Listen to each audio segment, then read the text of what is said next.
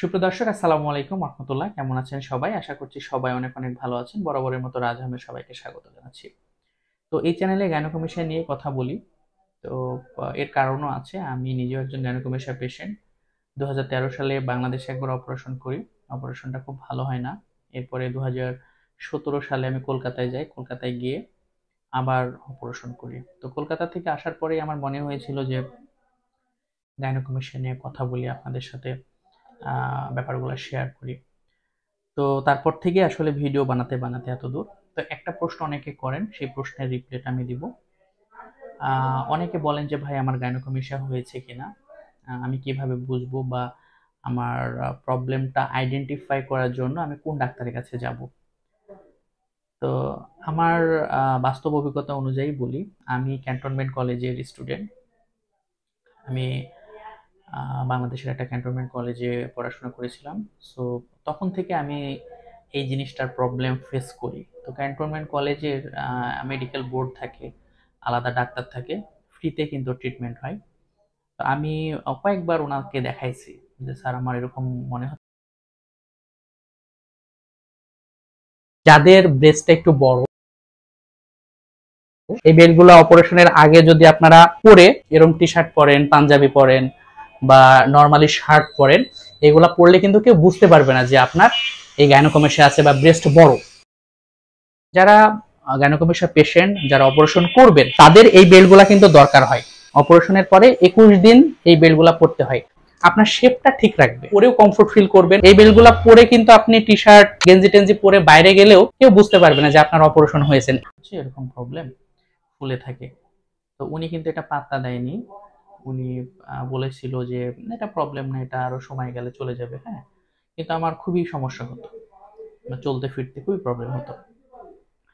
তো এই গল্পগুলা কেন বলছি, যে আমি তখন তো জানতাম না যে আসলে কোন ধরনের ডাক্তারের কাছে যাওয়া উচিত। তো আমি জানতাম না বলেই ওনার কাছে গেছিলাম। আবার ফ্রি ট্রিটমেন্ট, তারপরে এমবিবিএস ডাক্তার। তো সব মিলিয়ে এরকম অনেক পেশেন্ট আছেন আমার মতোই, যারা নতুন, বুঝতে পারেন না যে কোন ডাক্তারের কাছে যাব।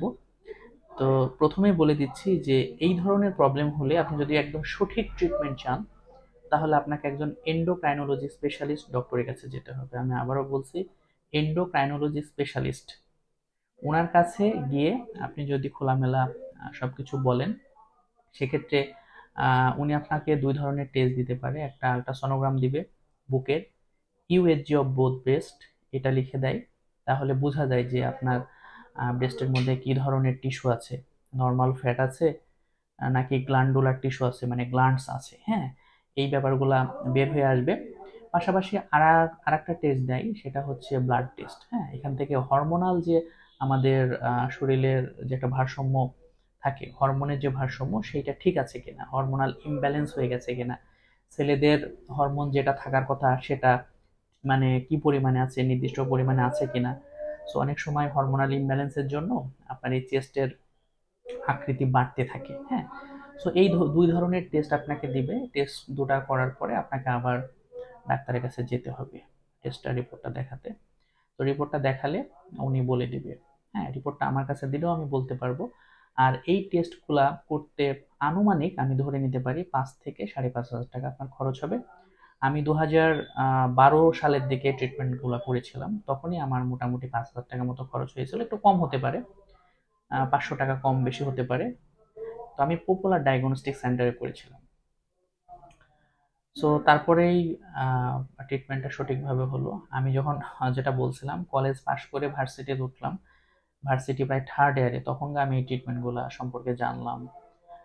গুগলে ঘাটাঘাটি করলাম, ইউটিউবে ঘাটাঘাটি করলাম। তারপরে আমি বুঝতে পারলাম যে আমাকে একজন এন্ডোক্রাইনোলজি স্পেশালিস্ট ডক্টরের কাছে যেতে হবে। এরপরে উনি সবকিছু ফলো আপ করে আমাকে বলে দিল যে আমি চাইলে অপারেশন করতে পারি, উইদাউট অপারেশন, অপারেশন ছাড়া এটা ঠিক হবে না। এরপরে আমি কিছুদিন পরে, মোটামুটি তারপরে বছরখানিক হবে, বছরখানিক পরে আমি অপারেশনটা করে ফেললাম। আসলে আহ, যদি রিপোর্টে গাইনোকমেশিয়া আসে বা ভিতরে কমপ্লেক্স কিছু থাকে, হ্যাঁ, ফাইব্রো ফ্যাটি টিস্যু বা গ্ল্যান্ডুলার টিস্যু এই টাইপ যদি কিছু থাকে, তাহলে আপনি যতই ব্যায়াম করেন বা যতই খাবার মেনটেন করেন, এইটা ভাই ঠিক হবে না, ঠিক আছে, আপনাকে অপারেশনে যেতেই হবে। সো এই ভিডিওর মাধ্যমে আমি বোঝাতে চেয়েছি যে আপনি যদি গাইনোকমেশিয়া পেশেন্ট হন বা আপনি ডাউট ফিল করেন, আপনার মনের মধ্যে সন্দেহ আসছে যে আমার মনে হয় গাইনোকমেশিয়া, সেক্ষেত্রে আপনাকে অবশ্যই একজন এন্ডোক্রাইনোলজি স্পেশালিস্ট ডক্টরের কাছে যেতে হবে, তাহলে আপনি সঠিক ট্রিটমেন্ট পাবেন। এরপরেও যদি কোনো কিছু বুঝতে সমস্যা থাকে, আপনি আমার স্ক্রিনে যে নাম্বারটি দেখতে পাচ্ছেন সেই নাম্বারে ফোন দেওয়ার দরকার নেই, হোয়াটসঅ্যাপে এসএমএস করলে আমি আরো সুন্দরভাবে ভয়েস দিয়ে বোঝাই দেবো। সবাই ভালো থাকবেন। আল্লাহ হাফেজ।